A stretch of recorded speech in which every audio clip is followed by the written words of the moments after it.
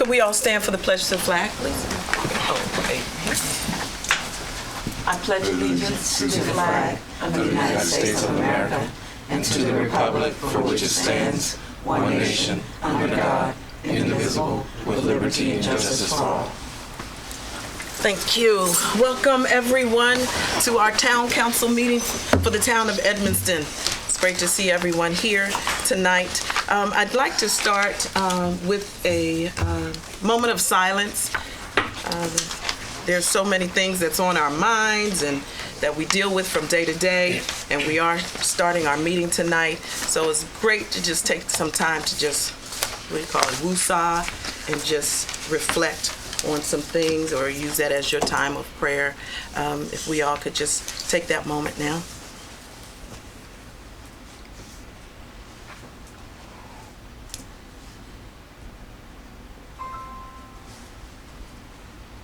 Thank you. And that was the bell from somebody's computer.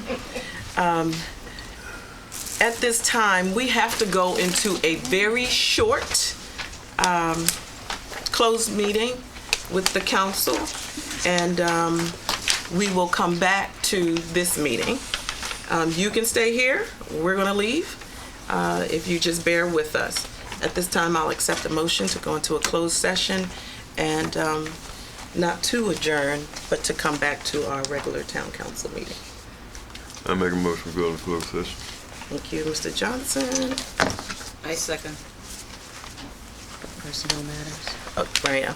And that's to discuss personnel matters. My apologies. To discuss personnel matters. Thank you. All in favor, please indicate by saying aye. Aye. Thank you very much. We'll be right back, okay? I need... this is a company we have. If I could have a motion to go back into our open session, I'd appreciate that. I move that we go back into open session. I second. Thank you.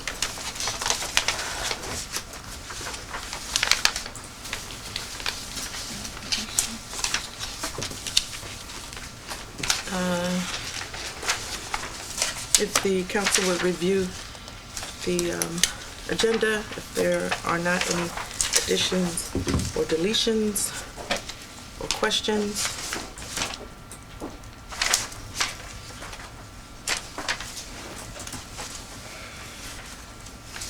If everyone is okay with the agenda, please signify by saying aye. Aye. Thank you. And next, we will have public comment. Has anyone signed up for public comment, Ms. Avery? You see a sheet? No, there's nobody signed up. Great. You mean we just have you here? Besides forklift, but we have our residents here. Thank you for being here tonight. We even have, well, we know Nick and Hillary, but we even have Mr. Chief here. I have never seen you at one of our meetings. Thank you so much for coming to our meeting tonight. And Mayor, the gentleman. And then the gentleman in the back. He's interested in some of our grant programs for his home. Oh, wonderful. Thank you for coming. Thank you. Oh, somebody has a new look. It looks good, too. Oh, I like it. What's the mustache? It looks good. He's made everything. Yes. Turns into the new decade Yes. What's going on? Oh, really? So everything off and got your eyes fixed too? Woo, woo, woo. I still feel old. Well, welcome. Well. All right. So thanks everyone for coming. The next item is our old business, the final consideration of ordinance 2020-OR-01. It's amending our chapter 13 on elections of the Edmonston Town Code. As we mentioned last month, these edits were already made, changes were made and agreed upon in a sense, but we never voted on it. So does anyone have any questions or concerns? Or Mr. Barnes, would you like to highlight anything? Well, basically, Your Honor, what this is doing is updating the language so that we had old language in the election code that said that we still did voter registrations. We had a lot of misinformation about who supported the Board of Election and what their titles were. And so this, as you indicated, you went through this along with the last Board of Election people. And so when we did the charter amendment, we just didn't bring forward this part of the code. This is not part of the charter. This is part of the actual code. This just requires the 2 readings of an ordinance. This will bring us up to date with how the registration is handled by Prince George's County Board of Elections, how the absentee voting is done, and how the support from the town clerk to the Board of Election folks go. And it's purely housekeeping that we should have done a long time ago and just never had got around to do. So I'm happy to answer any other questions. Or Sue Ellen also served on the committee that worked on this. So. All right, thank you, Mr. Barnes. Is there any questions from the council? I just wanted to ask one question. On, so in section 6, it says, be it further enacted that chapter 34 elections, 34A term of registration. This whole thing is taken out. Is that we're deleting that whole thing, or does something else go under that? I think it's in another section. Those are coming out because what you're doing now is that anyone who's registered to vote with the county is automatic, who lives here and is of age to vote, is automatically registered to vote here. There's no more supplemental lists. There's no separate list. And then also, you don't handle the registration, the term of the registration anymore. That's something that is handled at the county level. So you don't need that kind of provision anymore. So that whole section is gone? Right, this whole section is gone because there's really no term anymore. Okay. And then you don't need this. Originally, this 3412 was for when the town first worked with the county to switch over the registration list. So you don't need this anymore because now it's happened. Okay. So those are completely coming out. Any other questions, concerns? If not, I'll entertain a motion to accept the ordinance 2020-OR-01, which is amending chapter 34, our elections of the Edmonston Town Code. Is there a motion to approve? I move that we accept the amendment to Chapter 34 on elections of the Edmonston Town Code. Thank you. Is there a second? Second. Second. All in favor, please indicate by saying aye. Aye. Aye. All right, motion approved. Thank you very much. Next item is our work session minutes from January the 15th, and it's our work session minutes from January 15th, and also our council meeting minutes from January 15th. If everyone has reviewed them and there are no changes or questions, I'll accept the motion to approve. I'll make a motion. Thank you, Ms. White.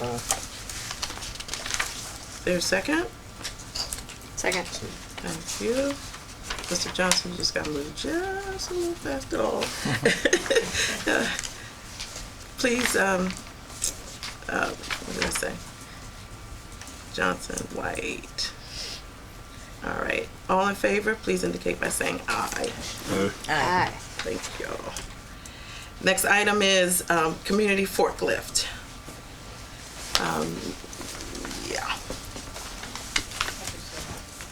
Hi, good evening, everybody. It's really nice, really lovely to be here tonight. Thank you for the opportunity to talk about and hopefully come to some fruitful resolution of a long-standing situation between the town of Edmonston and Community Forklift. As you all know, actually we've been in Edmonston for almost 17 years, so a long time, and we hope you feel like we've been a good neighbor and good contributor to advancing both the reputation of the town and helping its residents. You may or may not know that recently, just an example of some of the things that we do, we put in a laundry room for students who need clean clothes at William Wirt. And I know lots of folks who have kids live in Edmonston. Their folks go to William Wirt, and one of our community programs worked with the Neighborhood Design Center and put in a laundry room for those students. That's just one of sort of hundreds of programs that we provide, in addition to providing free and low-cost materials to residents in Edmonston and throughout Prince George's County. And I know there's a gentleman in the audience, so I don't know if you're familiar with Community Forklift, but we may have a lot of the materials that you may be interested to do your home improvements, so just to know. So tonight, our Director of Administration, Miriam DeStatio, is going to talk with you a little bit about Community Forklift, and our accountant with Murphy & Murphy, Tim Mayette, will be speaking directly to the financial issue that we've been trying to get a better understanding of. So again, thank you for your consideration. Thank you, Nancy. And thank you to the folks in the audience who helped me set up our projector. We deal with old stuff, not new stuff, so I apologize. And thank you all for listening. I just want to explain a little bit about what Community Forklift does. I know you guys are all familiar with Community Forklift, but I just want to make sure that you're familiar with all of our related activities and things that we do that benefit not just the town of Edmonston itself directly by helping with disposal costs. We've diverted about $42 million worth of materials over the last 15 years that would have been otherwise disposed of, saving the town, saving Prince George's County lots of money in disposal fees of bulky items and things that people would consider trash. And this is important to our property tax issue because the central problem that we're facing is that Community Forklift declared a value on its inventory. And that inventory is otherwise considered to be trash, waste, disposal, materials that have no real value. So the issue, we'll just get right to it, is that Community Forklift's inventory has zero value, so it cannot be taxed. And we submitted amended returns to the state of Maryland, and Tim Mayette is here to talk about a little bit more of the technical things and answer questions a couple of times, but it was, they were not accepted. So we're asking and appealing to the town and the council members here to make a decision in our favor because it's a lot of money for us. We struggle, just like we have a very labor-intensive operation, and we struggle to keep the doors open with just our everyday needs that we have at Community Forklift and the needs of the community that we work to serve every day. So now, let me try and figure out how to move this screen. There we go. So we are a 501c3 nonprofit organization. We operate a 40,000 square foot warehouse right here in the town of Edmonston. We create about 40 to 50 green jobs, and those are jobs that have higher than minimum wage pay and benefits, including a retirement plan and health insurance for our employees. We value our employees, and 26% of us are returning citizens, or we have barriers to traditional employment of some kind. So we really try to work with our staff on a daily basis with all the issues that they have, which are significant.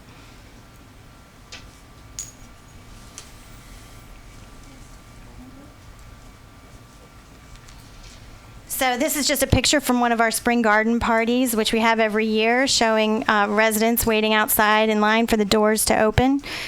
We have the materials every day, but one day in the spring, we collect garden supplies all year long, and we let them go on that one day. And it's a very exciting event for us. You should join us on April 4th if you want to get a rusty shovel and some seeds. They can be found here at Community Forklift.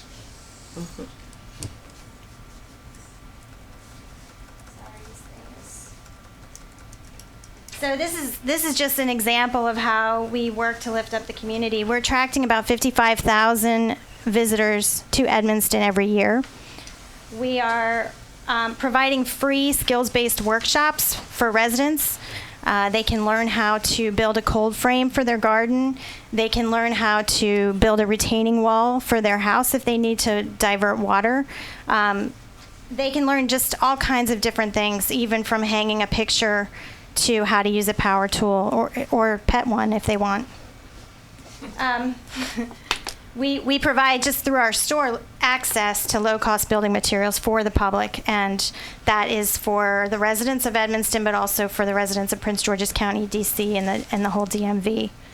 $270,000 worth of building materials, appliances, furniture, household goods were supplied to neighbors in need for free since 2011.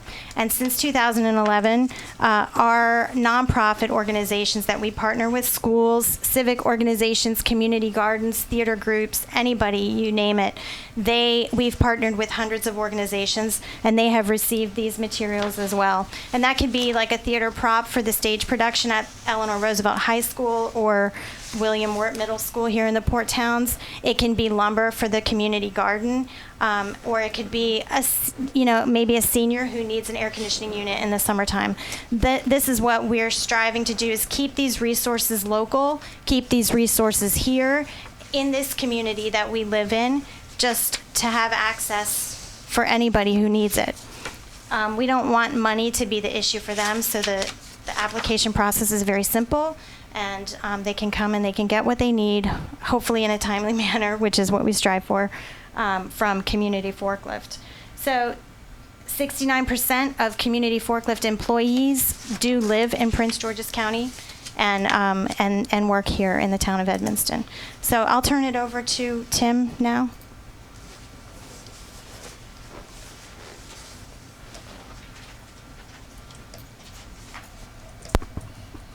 You probably be able to hear me. As Nancy mentioned, I'm Tim Myatt. I work for Murphy & Murphy CPA. We're a small accounting firm in Southern Maryland. We represent a lot of local businesses and individuals in Prince George's County and Southern Maryland. We used to have an office in Clinton as well. We have been preparing tax returns and personal property returns for Community Forklift for about 4 years now. The issue in question is taxes assessed from 2012 and 2013. So this was before our engagement with them. So I have to say that I did not prepare the returns in question. But in my opinion, they were filed erroneously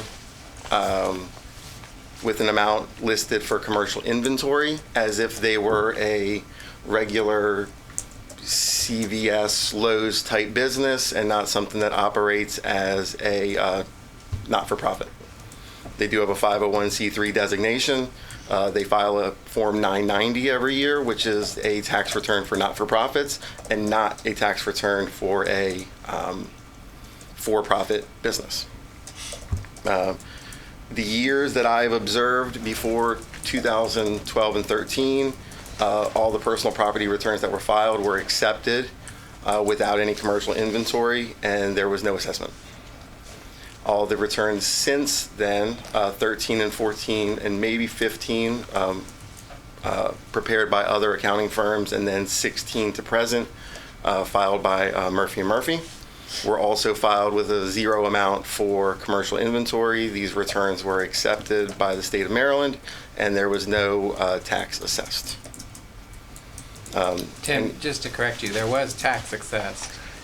Yes. Yes. Yes, there was tax assessed minimal on the personal property. Personal property tax, if for those that don't know, is also your computers, your equipment, anything else like that that you use to operate a business. So what they amended, and when you submitted, they came back with the right value, then that I think was like $200 a year. It's somewhat minimal. Yes, and even that shouldn't be the case because, like I said, they do operate as a 501c3. The problem is when the Community Forklift side of their not-for-profit was set up, it was done so incorrectly. It was set up as a regular LLC in the state of Maryland. So that's why when they filed these returns, they had to pay the filing fee, which not-for-profits do not have to pay. And not-for-profits do not have to pay personal property tax in the state of Maryland. They just have to file the return. but since they were set up as an LLC, once again, before our engagement, that's why they, in my opinion, denied our amended request at first. And then by the time we tried to amend again, it was past the statute of limitations to file an amended return. So that's, I guess that's why they're here requesting this waiver today. They've pretty much exhausted their opportunities with Maryland, and they're just asking for your help. Anybody have any questions about the personal property tax assessment or process? I don't have a question about the process, but you said it was basically the accounting firm, the accounting firm that you guys hired at that time. Basically, it was their mistake, right? Is that what you're saying? Yeah, it could have been. Like I said, we didn't file those returns, so oftentimes the returns are filed with information from the client or information that they think is correct, but that is what was filed. And it is signed by the accounting firm and is also signed by the organization. So since that year, the 13, 14 year, you guys have paid the minimum of $200 taxes and not the $12,000 that you guys were assessed that year? Correct. Each year, It's been about $200. Between the $200 and $300 range, based on whatever personal property they reported. Yes, which would be like your computers and Right. things like that to operate. They got them, at one time, Nancy, correct me if I'm wrong, a couple of the returns were actually amended and accepted by the state, and then, so we got new valuation numbers. We processed those, and that's at the lower amounts. Is that correct? I don't recall that actually, but Yeah. that may be. That Yeah. may be. Yeah, it's been a long. So I think that the accounting firm we were using before wasn't familiar. This is a very specialized area of tax. It's very unusual. So the company, I think, and we wanted to do the right thing.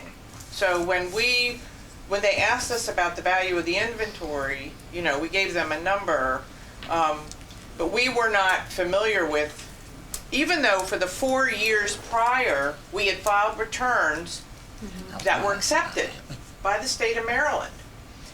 And we were worried that we weren't doing the right thing because we didn't know. So when they said, yes, you should do this, subsequently what we did right after was we went and started researching. We called Goodwill, the national office, we called Habitat for Humanity, we called all these large nonprofits, and they all told us, no, you did it wrong. You need to fix it. Go back to the state of Maryland. So like Rod said, we fixed, and they accepted. So all of our returns except 2 were accepted by the state of Maryland. I went with another staff to make the case, and actually the case was we never were notified of it not being resolved, which is one of the things I've talked about with Rod, and I'm really sorry. The state really has been very unclear with us. But the first 4 years they accepted. 2 years, basically were 2 years they didn't accept. And then since then, even though we still had the LLC, now since then, we've changed the structure. Community Forklift is, the name on the number from the IRS is Community Forklift. We changed it. So everything is in a line the way it should be. So we had 2 years, which we tried to do the right thing. We found out that's not what anybody else was doing.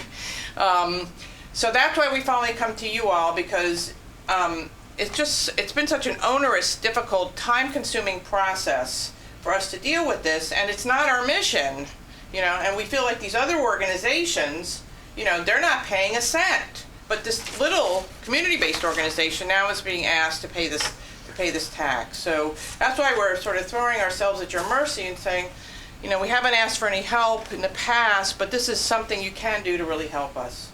So that's, Sarah?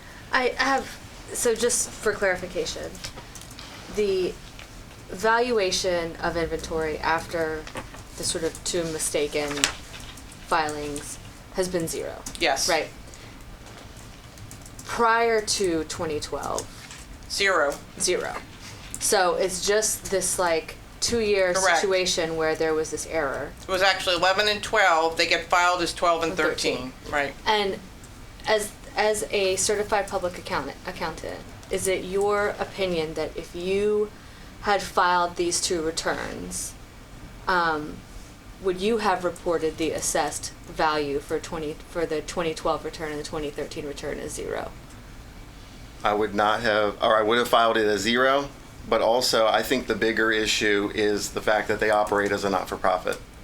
Okay. That I think is the bigger issue. I think the inventory shouldn't even matter because of their structure and the nature of their organization. Okay. So it's a two-pronged thing, actually. And Rod, you're correct. The detail of we've been filing, we have subsequently even found out. So we've paid the town of Edmonston, that's minimus, but technically, and we're not asking for that. You won't for the future.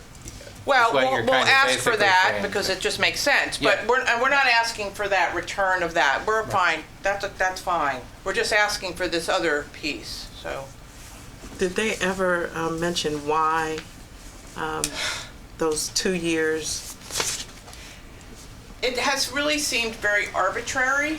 I mean, we have, I think we have tried and tried and tried to say, give us the explanation for really why you don't accept this. You accepted these, and subsequently, all these years, every single year they have accepted since then. It makes no sense. No, we don't, there's no answer. And that's why working with them, it's like we've tried. We'll go back if we have to because we now have established some contacts at higher levels, like with the comptroller's office, which we could talk to. But still, it's, we'd like to get this.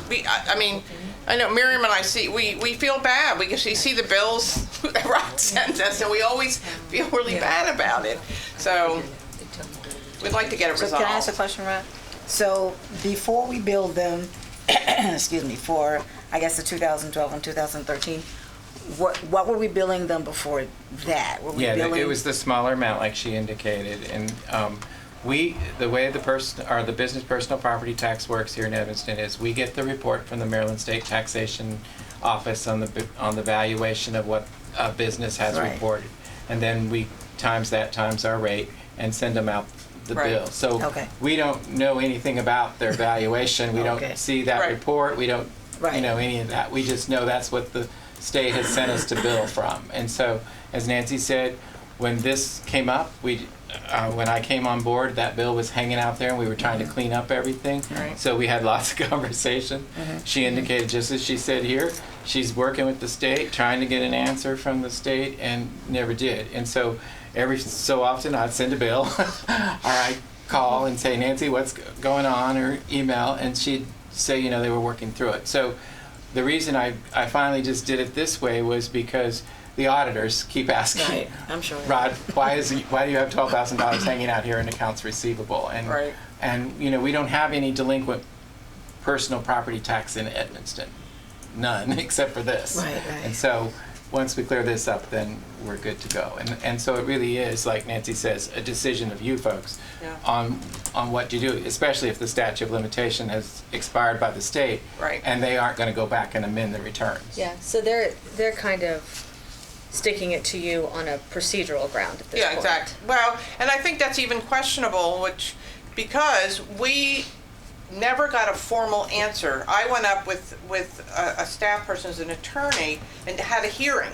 And sat in, we brought all the stuff, we did all this work. I mean, if you guys knew what was behind the paperwork on this, it's been kind of unbelievable because we've been very thorough. But we went up and made a presentation and discussed this and explained everything.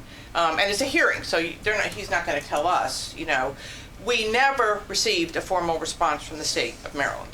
And I can guarantee you, like Rod, you're going to be like, okay, we haven't heard. Finally, we got with Murphy & Murphy, and we said, okay, let's keep trying. And then Tim and company sent stuff out to them, and then they said to us, oh, well now, this time frame, your time has run out. And it's kind of like, well, you didn't even tell us what the issue was to begin with. Nancy. Yes, So you said you had legal counsel. They weren't able to get a decision out of the hearing officer?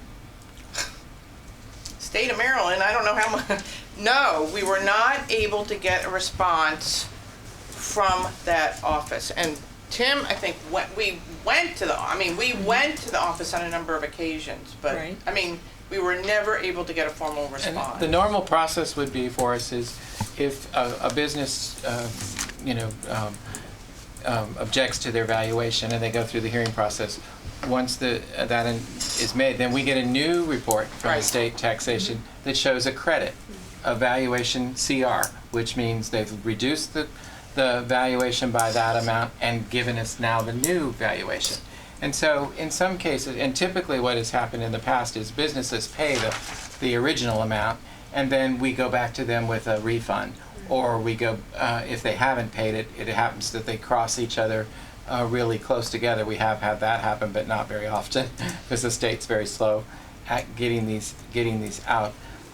We just change it before we ever send a bill. But the normal process would be that a business gets that valuation notice, they pay that, then if they get a new amount and we get a new report from the state that's crediting or changing that, then we give a refund. Right, but if they didn't change anything, you wouldn't get anything. Correct. Okay. Correct. That's just a surprise to hear that you went through a hearing process and no decision was issued. I think LeBryant, we could not understand it. We were very diligent. I mean, we kept notes and everything. We called, we went back. And then when we changed firms, we said, okay, let's keep at this and figure out what happened. And so did you get an answer? The only answer I remember receiving was the denial of the amended returns due to statute of limitations running out. But that's because we hadn't heard, we resubmitted them again. I got email notification of that. Right, so once we started That might the be the process final. again, then there was communication. That might be the final decision then, is that you've hit the statute of limitations. Well, at that point, I think it was. I Yeah. think that's probably correct. I think what by resubmitting again, then I think it restarted everything, and then they said no because of this reason. But the prior, waiting for a prior answer, that answer never came. So. Yes, there's a 3 years. Yeah. Yep. So I feel like, we did everything to exhaust, at least at that point, what we could do. So, we're talking about 2012, 2011, 12, 13, 14, so that's a few years ago. So have you guys been in the process for those since 2013, been trying to resolve this? Yes. Yes. Have you tried going through your delegate or your senator? Well, that we figured, depending on what happened, yes, the next step would be for us to go back to the delegates, to go to yes. And we actually, Peter Franchow, the comptroller, loves community forklift, has come. I would go there first. I think. Well, we were trying to decide, where to go. So that's an option. But I would definitely start with the comptroller. And he is very familiar with Edmonston, yourself, myself. What would be I would the go with, excuse disadvantage- me, I'm sorry. I would go with him and just give him that block that you're having, those 2-year blocks. Because I think that leaves us in a position not to be able to make a decision right now. Because I believe we'd like to see, I guess you relieved of that, but we need it from there first, in a sense, whether they're going to do it or not, before I believe we can make a honest decision, not based on what we feel. And there could be some more research. Exhausting your remedies. Yeah. And if it sounds like something happened. Something happened, that they didn't issue their decision, and then by filing an amended one, they might have just decided that meant you were withdrawing the other one, but you weren't withdrawing it. You were just trying to get something to happen. Is that what you did? Or we didn't withdraw the other one. I think we just the time resubmitted the same one. ran out. Well, the Well, it didn't run out, but they didn't respond to the first one. When was the first one filed within 3 years of the issue? It was filed, I think in 2013. Right, it was very soon. Yeah. Once we realized that it was actually a mistake, it was erroneous, we immediately filed an amended return. So. And we actually didn't seem like a big deal, frankly. And they actually, like I said, they did actually get amended ones back from the state. We got corrected valuations. Okay. on years after this. But No, that's not paid. those 2 years. Not these two, Yeah. but So- on years after. Which just seems capricious. And I think it was maybe like 1 or 2 because That may be, because I think you all figured out what what No, needed to happen and you started doing it the way that it should. But Correct. Well, generally we would ask, or you have the you can ability to start. ask that anything administrative can be exhausted. You can't go to court now because it's way over that Yeah. time too. But if you can administratively get them to go back and change it, they have the power to do that. Yeah, they do. So that's why I brought that up, because then if the top person won't do it and your state representatives can't get them to do it, then you really are in a bad place, and that's something that the town Then we could, yeah. might want to consider. But Yeah. I other would than want, that, I'm looking at trying to exhaust all of your resources initially. If we Well, know it's definitely you've gone, exhausting our you've resources. you agree with have that. exhausted a lot. It's But they're definitely just, we have some county leaders and state leaders that might be able to assist. And then, What would You be can the get a system. disadvantage to our just like finally ending this back and forth about it if we have the power to waive it or to consider it a donation or whatever. understanding. That's what it is. It's, Understanding. I don't think that, go ahead, Ms. White. No, I guess I piggyback off of what Sarah said. If you've been paying, I guess, whatever this amount was all of these years or whatever, can't we just say for those years they pay that amount and that's what we have them to pay and we waive the rest of it? I mean, it just seems like they're going back and forth and they're going this person, that person, and if they amend them, it would seem to me if they amend them, they're going to amend them like the other taxes were amended. And so the amount would pretty basically be the same thing. I mean, that's how I feel about it. Well, that's what I would say. We would do, because the long standing and the back and forth, and they come to us, we go to them, they go to Peter French or whoever. If we have I would say if we know it's going to be around the same amount, because if you're going to go back and they're going to say, oh yeah, well this was done incorrectly, let's redo this and let's redo that, and we're going to come back around to the same amount, that we have the opportunity as a council to say, well, let's take that amount. And then that can be done. We don't have to go back and forth. They don't have to come back to us. That's my suggestion of it. If we have the power to do that. You're saying to waive it. To waive it for a certain amount of money. But So we it's wanna like know how equivalent much. to what it To was to equivalent to what? 2014 or Yes, whatever. that's what I mean, and if it's very, very different every year, then I would say we have nothing to compare it to, or nothing to say, well, this is how much it would be.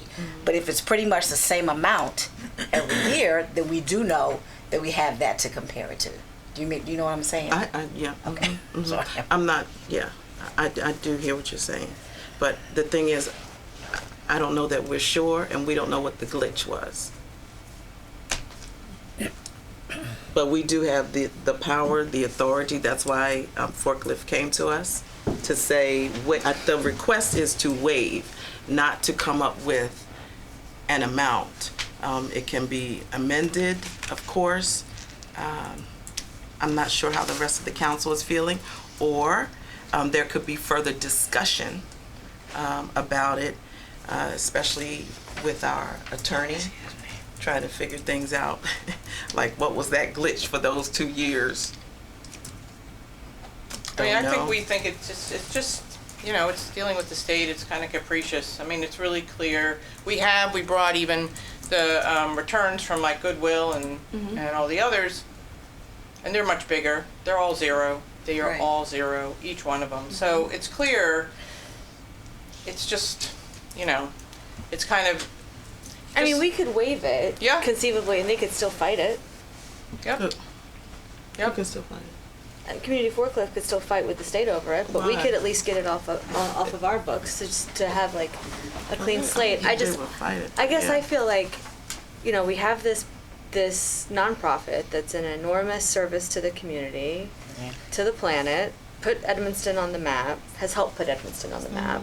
Screen jobs, employees disenfranchised, community members, I don't think we lack that understanding. I know, I just feel I like, think but we making all them agree come with back that. again, if this has been going on since 2013, just seems sort of like added bureaucracy that we have the power to cut through. So why not cut through it? I can give you the amounts for the last 6 years. So the year after these two was $255.30. The next year was $59.85. The next it went back to $255.30. The next it was $330.90. The next $306.30, and the latest one was $304.50. And those have been paid? And all paid, correct. Can I say one more thing? I came onto Community Forklift in 2014, and this past winter, we almost closed. And I don't like to say that out in public because we present an image that everyone wants to see that's very successful, vintage, funky. Community Forklift is a gathering space for this community. But this past winter, we were literally, like Nancy and I had our hair standing on end. We didn't know where the money was going to come from. And the county council stepped up and gave us funds just at the right moment. And I can't tell you how grateful we are for their support. And I just respectfully ask that the town of Edmonston, whom I don't believe, other than my dealings with Rod over bills and plants and different things, you know, that you guys not recognize, because I know you all recognize the value of Community Forklift, but recognize that these types of organizations cannot be taken for granted because they won't be here without your support, without the community support, without people and donors. We're a priority funding area for the state of Maryland. We have CITC tax credits. We can't even get people to give money to us for double the value. I mean, this area, and I know I'm preaching to the choir, but this area doesn't have any money. We don't have any money either. We're operating on a just over $2 million budget with 40 employees. That's not a lot of money. We have worked, and Nancy, I can say the one thing one of the things she's really good at is pinching pennies and making the dollar stretch as far as it can possibly go. And I can tell you that Community Forklift is now in a position to be more successful because of the support of the county directly. The county, Angela Alsobrooks also is supporting us now, and we're in a position to grow. We are 86% self-funded. We are 86% funded by the store. And last year our revenue was less than, well, it might have been in the red, actually. Was it? No, it was in the black. Maybe $2,000 in the black. So I just want to make that last appeal to you all to say that this has really gone on long enough. It's wasted a lot of time between Rod and myself, for the town of Edmonston, for Community Forklift, for Tim Myatt and the accountants, just going back to the state. Back and forth trying to get them to waive this fee. These other organizations, Habitat for Humanity, Salvation Army, Goodwill Industries, they all have commercial inventory valued at zero as nonprofit organizations and donated material that would otherwise be thrown away. So that's all that I have to say. Thank you for listening tonight.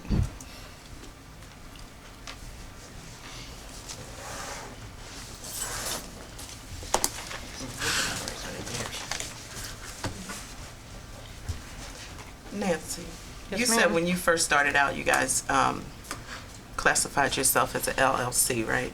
No, the LLC was owned. It was owned by a 501c3. That wasn't her question. That's my question. Okay. Just so you know. I assumed it was Sue-Ellen's No, question. Okay. that's not what she said. Okay. The LLC was owned by an organization called Sustainable Community Initiatives. Okay. It was wholly owned, you can ask Sue Ellen about this, by this thing called SCI. We filed those property returns with that construction, which still means that all of our operation was not-for-profit. However, because it's a wholly owned LLC held by a nonprofit corporation. There are people that do this, like Humanum. There's other organizations that do this. And we filed 4 or 5 years of those returns with zero valuation with that structure. In 2014, we filed again, and maybe it was one of those years, Rod, where we submitted the new one. It was accepted by the state of Maryland. And the LLC actually has been in place almost till the present. It's only recently that the convoluted and confusing structure for people, we finally reduced the LLC, and the nonprofit name for that number that's registered with the IRS is Community Forklift. So everything's clear. And I will just be so happy when this is probably our last messy situation related to that convoluted structure that we have to deal with.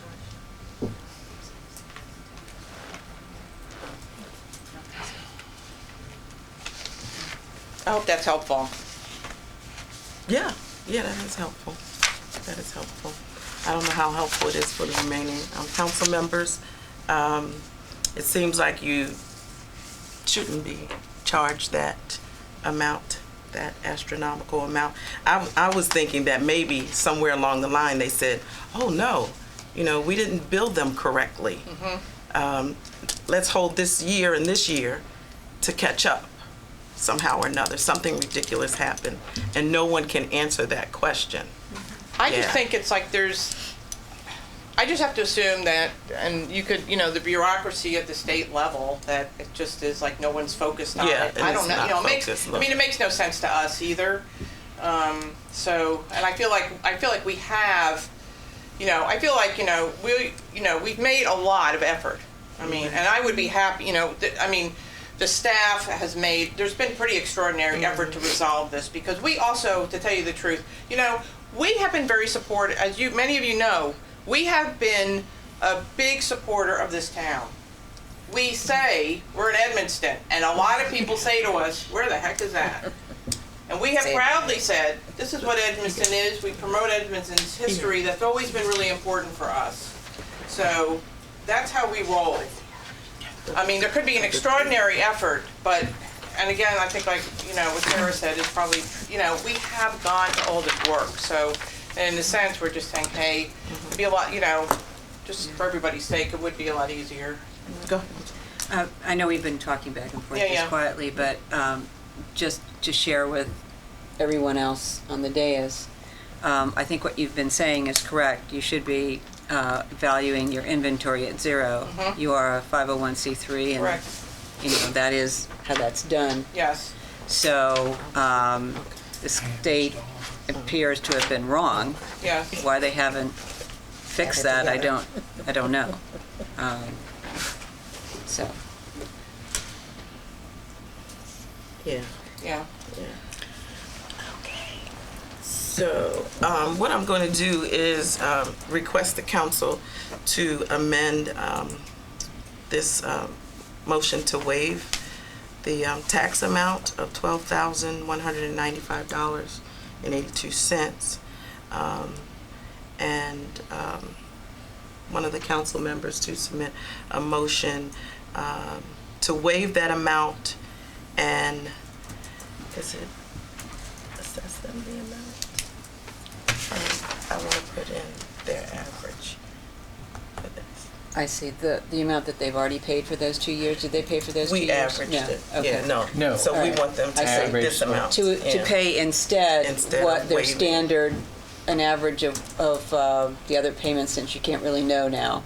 Because it wasn't done the right way. So to pay for those years what you would normally pay. Of the years that you've paid. Okay. Which is Which would be like $200 $252. Okay. Yeah. Okay. So it's a motion to waive the $12,195.82 and to pay the average yearly amount in the amount of $252. I make a motion. You don't have to repeat exactly. Yeah, I make a motion to amend the $12,000 to $252. $252 For 2 years. Not that we're waiting. Per year. For 2 years. Per For that. Yeah, for that year. For the year those 2 years. 2013-2014. 12. Sorry, No, 12, 2013. 13, 14, yeah. So And 13, 14, yes. Yeah. So the total is 252.03, 252.03. or is it 252? 252 twice. 03 for each year. 504. Thank you. I second it. Who motioned? Sophia. Lane. Right. Is there any discussion, any concern? If not, please indicate by saying aye. All in favor, please indicate by saying aye. Aye. Aye.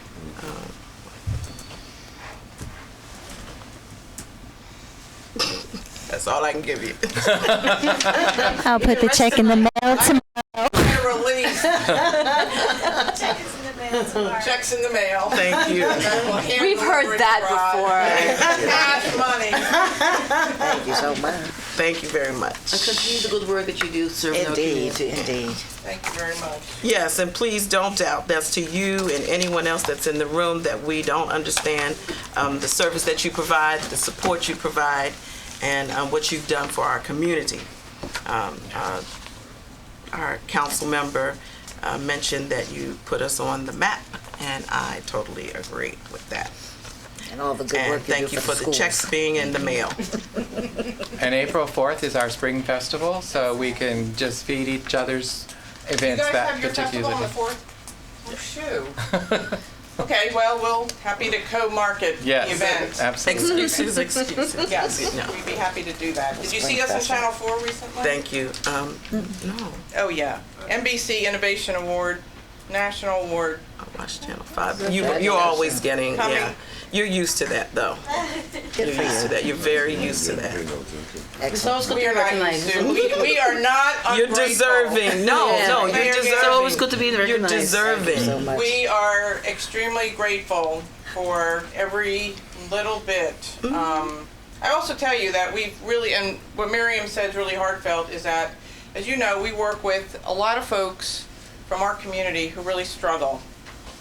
And we don't, and as Miriam said, we don't have a lot of staff support for this. And it's often myself and Miriam who last week took somebody to an NA meeting.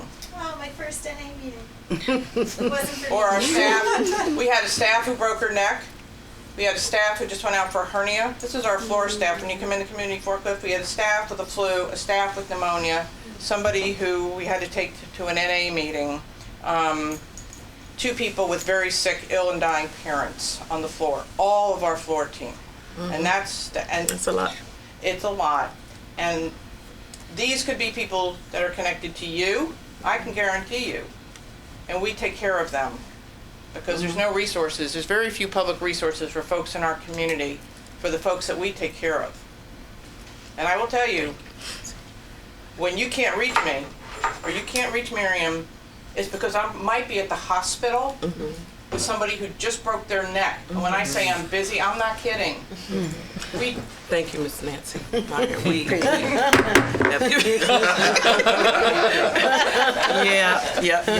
thank you very much. Thank you, guys. Edmonston. Now go get some rest.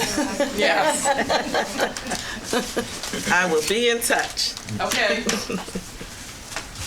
All right, thank you. Thank you, you. council, for that, your input, your good work. Thank you. Our next item is the introduction of a candidate for the position of Police Department Administrative Manager. And I'll leave that to our police chief to go ahead and introduce. As we talked about in our work session, I am honored to present before the Office of the Mayor and our legislative branch, our council members, Ms. Nelson, to our administrative role here in the police department. She comes here from the John Hall Law Group with many years of experience in head administrative functions. She is excited. She beat out about 9 other applicants, and after interviewing with the captain and then meeting Rod and I, and we are excited. She understands the functions of the position. After possible confirmation tonight, this offer is conditional on the fingerprints, the background, and the drug screen, of course, which is required. We're hoping that this process can be swiftly, and she's looking forward to starting possibly the first week in March. Thank you. All right, thank you, Chief. At this time, I will consider a motion to hire Miss Christina Nelson for the position of Police Department Administrative Manager. I make a motion that we hire Miss Christina. Christiana. See, got all one bit. Did I say Christina? You did. I did. You know, her name is Christiana Nelson. Christiana Nelson, for the position of Police Department Administrative Manager. Thank you. Is there a second? I'll second. Thank you, Mr. Johnson. All in favor, please indicate by saying aye. Aye. Thank you. You are official. Just pass everything. Thank you, though. We had the pleasure of meeting Miss Christiana, and I think she is going to be a positive force here in the town of Edmonston. Thank you. Welcome. And Chief, you have a report? Oh. Yes, sir. I like to stand up for this report. Hello, everybody. Yes, yes. We are officially, what's today's date? I'm officially 60 days in. Thank you very much. Thank you so much. So to our council, I recently submitted a draft copy of my 60-day review of the internal workings of our department and some of the things that I noticed upon coming in. Once that is fully complete, then we'll release it out. I just wanted to give her a glimpse of some of the things that we were talking about. I'll tell you, I am so excited about some of the things that we're doing here in the police department.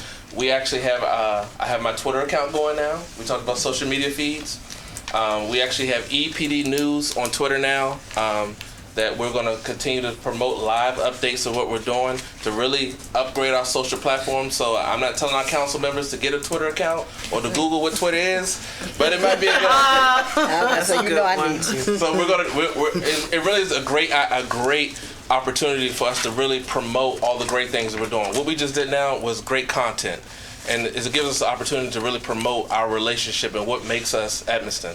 I'm promoting the hashtag We Are Edmonston as we go into finish out Black History Month. So if you guys, once the events that we're having, we're going to promote content, and everything that we do, we're going to tag We Are Edmonston.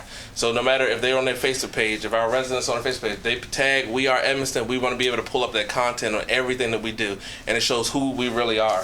I'm currently under review of every vendor that the police department currently uses. So I've been meeting a lot of different vendors for everything we do, from the bulletproof vests, from the car decals, the cars, the patches, everything that we do with our uniforms, because I want to make sure that we are in line with staying with our funding and make sure that we are spending correctly.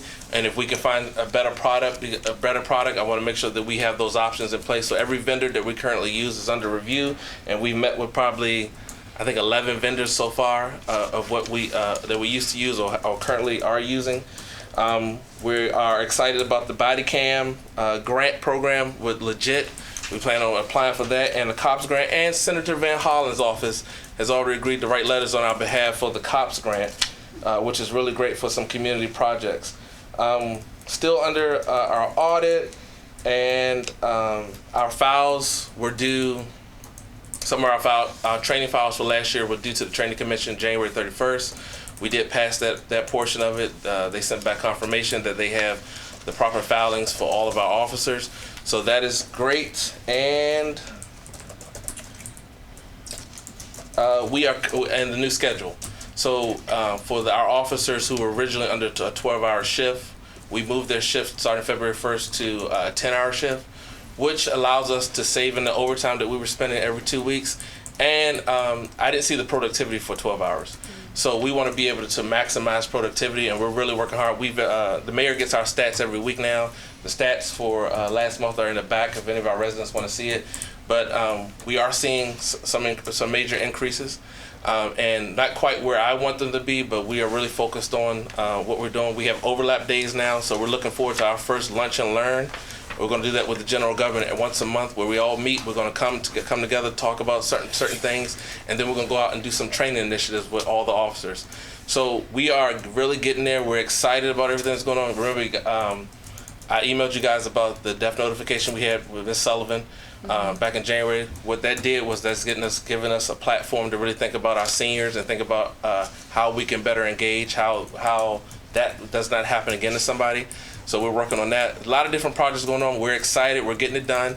I'm always available by email or phone, so just call me if you need anything, all right? Thank you. Any questions for our chief? Yeah, the robbery of the Sunoco, what time did that occur? Was it in the evening or morning? The robbery occurred, the call for service came out at 9:46, but the great thing about it is that Torres was the one who called out with it. So the robbery, looking at the camera, the robbery happened around 9:38 or something like that. And right after they left, Torres was actually walking into the Sunoco, and they said, "Hey, we got robbed." So we're currently, we actually have the suspects already on our radar, and I'm working with the county and Major Holland from District 1 for the potential apprehension. I have a meeting next week with the State's Attorney's Office to talk about those programs and how that process a little bit, because we don't have detectives here, so it has to be turned over to an investigation bureau, so it has to be turned over to the county. But I'm working with them on some of the aspects of it now, and then it looks like we'll possibly make an arrest very soon. So it was in the morning? It was in the evening, night. Okay. Regular closing time. When they shut the door. Oh, 9:30ish, okay. I was in the house. And thank you for providing us that Yeah, information I like so that, that yeah. we'll know what was The happening prosecutor within our meeting. town. Any other questions, comments? Thank you. Next, Mr. Barnes?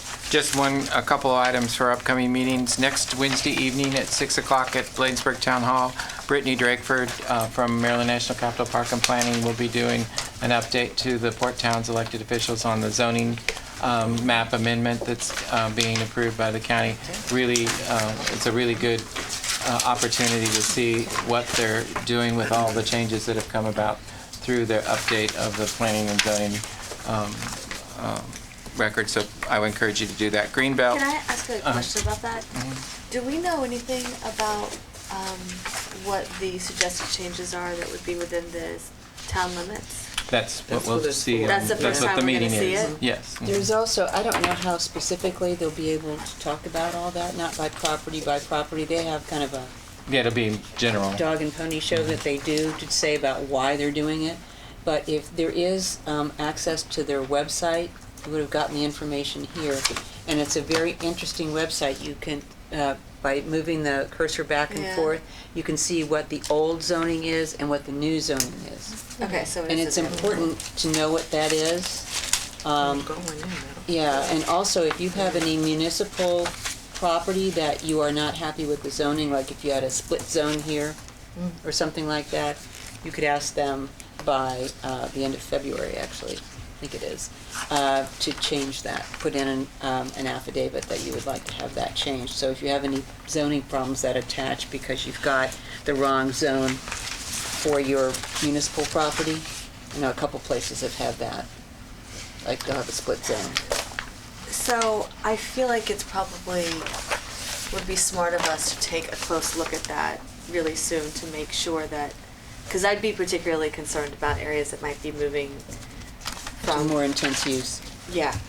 Yeah, that's why we're starting with that meeting next week. Well, It's but the Four amendments are Towns. due by the end of February, so that's Well, really the soon. requests for amendments, and it's also good to keep an eye on that, because you may have property owners here who are going to do that and ask for a more intense zone.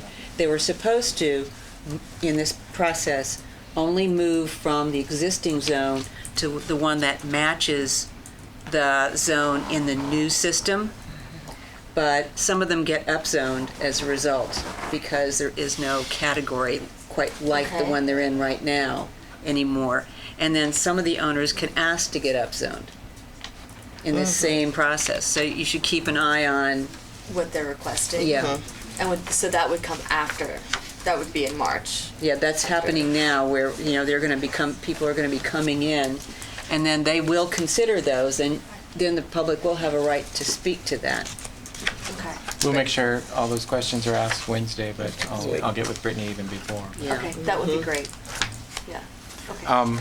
And so that's obviously an important meeting to be involved with. The PGCMA meeting next week is in Greenbelt on Thursday at 6:30. And then Avery had gone over earlier about our Black History Celebration. Prayer breakfast is on February 29th, Saturday at 9:30 to 11. And then at noon is the celebration, and we're looking at justice then and now through the Buffalo Soldiers. Exciting event for us. Yes. What is the theme again? Buffalo Soldiers. Justice. History and legacy, Struggle. yeah, of Buffalo Soldier. Justice. Fighting for justice, then and now. Then and now, yeah. Thank you. Any questions for Mr. Barnes? Just an update. Look at Nicole's report. I know y'all watch empty buildings and the changes. The empty building on Buchanan Street at the corner of 51st and Buchanan, it's been up for lease for quite some time. Tire Experts was located in there, is now going to become collision caliber. Where is that? Yes, yes. And they're they're taking the whole they're taking the whole building A through D. Is it Buchanan Street? Yeah, it's the building when you go out 51st, and it's the building on the left, Capitol Heights right is across getting from Burliner. They moved.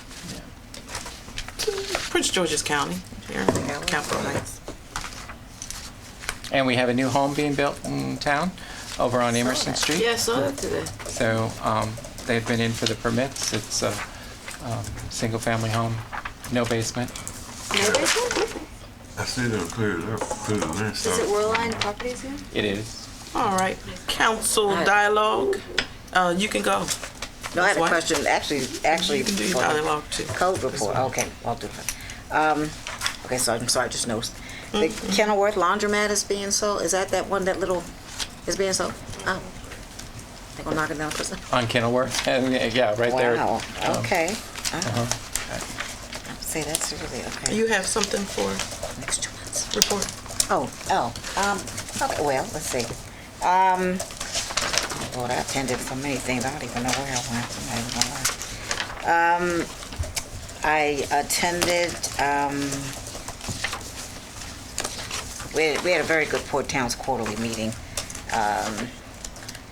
It was excellent. We had decided, like Rod said, not to do the Port Towns Day this year, but one of the things that they did talk about, so that we do keep the Port Towns going, and everybody know we're still in collaboration, we may do different Port Town events. Like they suggested a Port Town cookout, maybe a Port Town yard sale, something that all the Port Towns can come together instead of doing a big Port Towns Day. So we talked about that. I did attend Jolene Ivy. She had, let's see what it was. Sorry. The Jolene Ivy Town meeting in Palmer Park. They talked. She had people there talking about the Kerwin education for the schools, which is going to be wonderful. School system where they're trying to get more pre-K, increase teachers' salaries, and just kind of make it fair for all the students in the county, so that education's even for everyone, and that'll be a big push. She also talked about her home visiting program, and I think I talked about that before, where someone comes out to like a new mom to help kind of get them situated, with being a new mom. The single moms, they have something actually where they have nurses visits. A nurse comes out, but they also they go through the PG Child Resource Center, and it's an excellent program. It's actually finally just started. I think they've got quite several people now in that program. She also told us that we could use 311 for county issues, potholes, that type of thing. Call 311, and what they'll do is they will take an order and they'll issue it out to someone. They'll take care of it. They'll get back to Jolene Ivy's office, and then they'll actually call the person back to let them know what the status is. 311. I use 311. 311 very often Yeah. during my job. You can call them with code issues on a county road. Where I work, we had 2 boats that were sitting there for the longest time. And I was like, who is going to get these boats? And I called 311, and finally the second one is gone. They came and tagged it and took it what they're away. there for. Yeah, that's a good service. So she did say too, because the 311 you can call with the. Cause I know we've had a lot of issues with the noise here in our town, and so she said 311. You should call 311 for that. Also, they're gonna look into it. They'll take in an invoice, and somebody will check the resident. They'll actually get back to the resident with that. You don't have to worry about it, Chief. They'll get back to the resident. I also attended the Malcolm Augustine had a breakfast at Bertelli's for District 47. Angela also Brooks was the speaker and the presenter. She was actually so excited about the county. Her excitement is kind of contagious. It makes like everybody excited. Gorgeous Prince George's is what she is, talking about all the wonderful things that the county has done and the county is doing. Go on the website, and she has done excellent things in the county since she's been for a year. She actually went over what she's done for this her first year in office, and it's amazing. So I think that was it for me. Thank you. Thank you for being busy for our community. 47 is very supportive of us. Yes. In 22. Miss Elaine? I too attended the Jolene Ivy meeting, and what I took away from it was the census, which is coming up. And as I mentioned earlier, we really need to work hard, and I'm glad that Hillary, that I heard that you were nominated to volunteer to census contact person. Good, yeah, money for the town. Oh, yeah. So, and I would like to extend my limited time to help you, because as I mentioned in our work session, that we really need to target a lot of our community, which is immigrant, and who's fearful of being recognized. And one thing I did learn from the mayor from Bladensburg, they're blessed with, I think, 4 or 5 schools, elementary and high schools, and they're going to target the students. So yes, they're going to target the students to communicate with their parents the value that it improves the schools, brings bus stops to the school, to the community. It's a win-win. So I really found that meeting to be very informative. So that's all I have. Thank you. Thank you. Ms. Tuberville? I don't have anything to add. Thank you. And Mr. Johnson?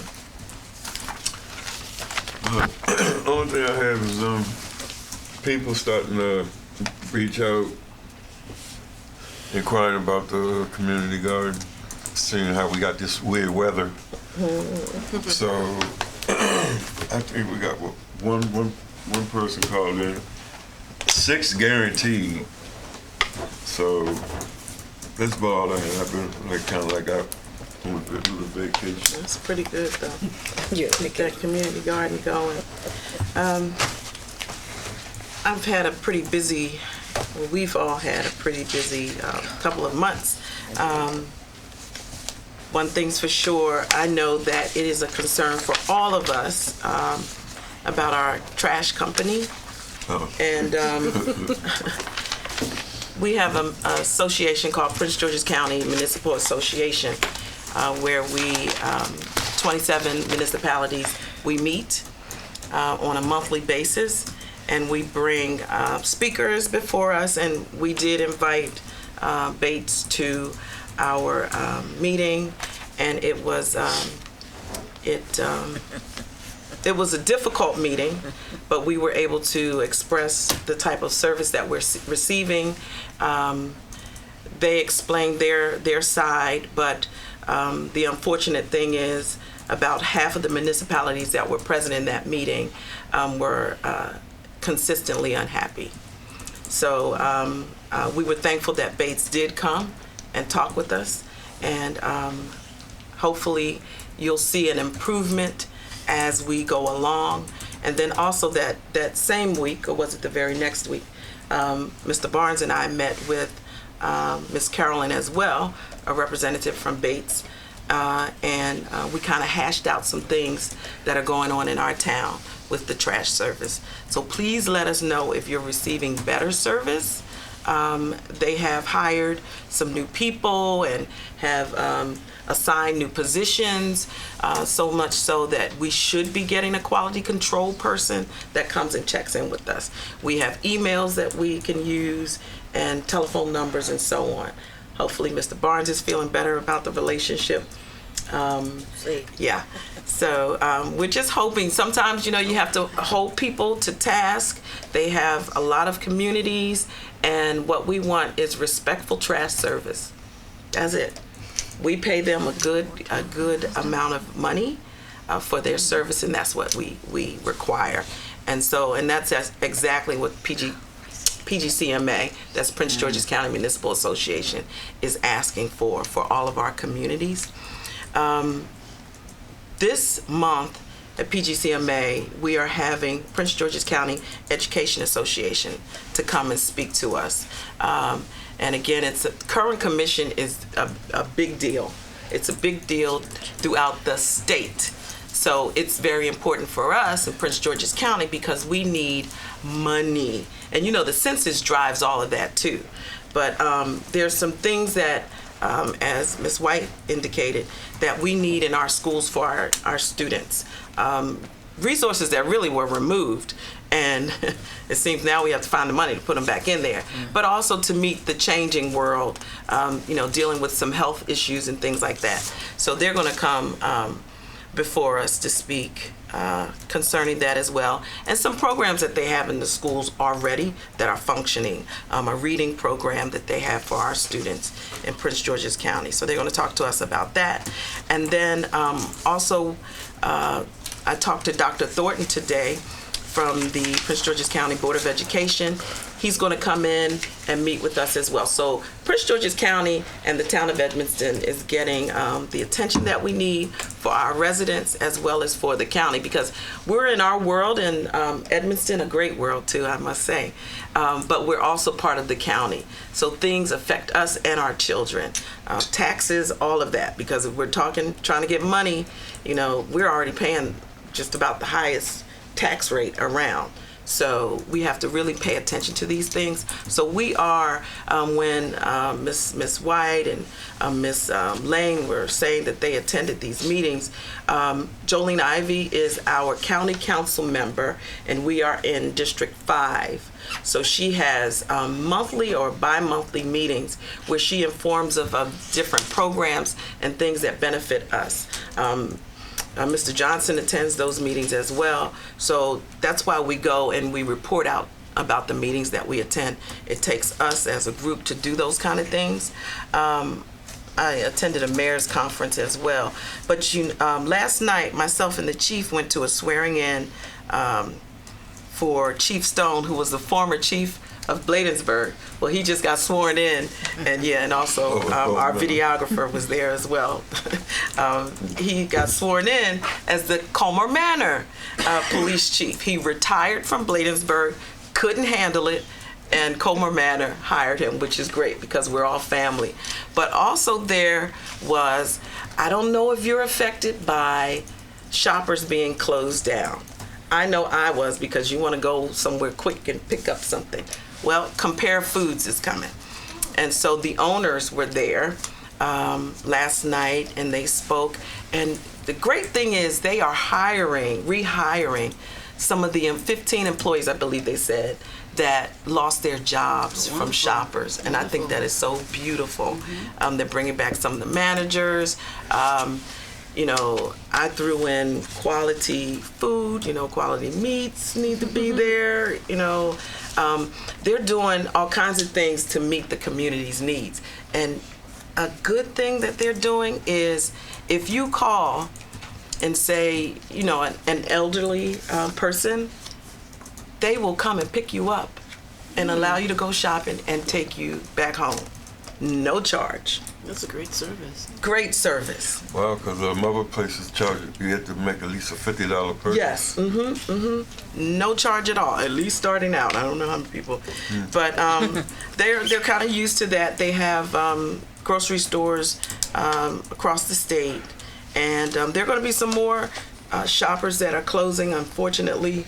But hopefully we can replace them with good quality supermarkets. So I was really impressed with their presentation. We also, and Ms. White was with me, Prince George County Municipal Association had a legislative luncheon in Annapolis on, what's today? Yesterday. Was it Tuesday? It was just Yesterday. yesterday. Okay. I had a long day yesterday. On yesterday, and where we hosted our legislators, because we have to get in front of our legislators. What we do is we have to talk to our legislators in order for them to hear what our priorities are. HUR, highway user revenue. We have to get highway user revenue funds so that we can, and I know you've probably heard it, fix and repair our streets. It doesn't totally do it, but it really helps us out tremendously. And years ago, our state reduced the amount of money that we receive. And so it goes with the size of the municipality. Again, while the census is important, it goes with the size of the municipality, and it gives us a few bucks. So what they finally did, and we fought for it, they finally increased the amount that they were giving to the towns, the municipalities. But it has a sunset on it. So I think now we're getting about 85% or so, 75% of what we're supposed to get, what we wanted. And sunset is 2023, I believe. That means it's going to be lifted, and it could possibly go back down to what we were getting before, which is a tremendous loss. So we have to lobby our representatives, our legislative representatives, to say, no, let's remove that sunset so we can have it at 85%, I don't know, and keep growing, because we really need those monies. So that's why it's important for us to talk to our legislators, have a relationship with legislators. And so that's one of the things we talked about yesterday, highway user revenue, the sunset, removing that sunset. We talked about the current commission, and just other things that really are important to us. And they get to talk to us about things that they want to do so we can come and testify if we're able to. So it's a great relationship that we have to have with our legislative officials, countywide, statewide, and yeah, I love it that we can communicate like that. And so I'm going to stop because I really did have a pretty busy schedule, but I also wanted to mention that we have a great county council member at large, Calvin Hawkins, who is making himself always available for us. We met with him here in Edmonston on about 2 Thursdays ago. And again, talking about priorities, he gave us some ideas just for the community as well as for the county. So just happy to be able to be in that position to make Edmonston great and our county. And thanks to our council members who also participate in that. And that is my mayor's report. That was a long one. We had some busy months. So thank you.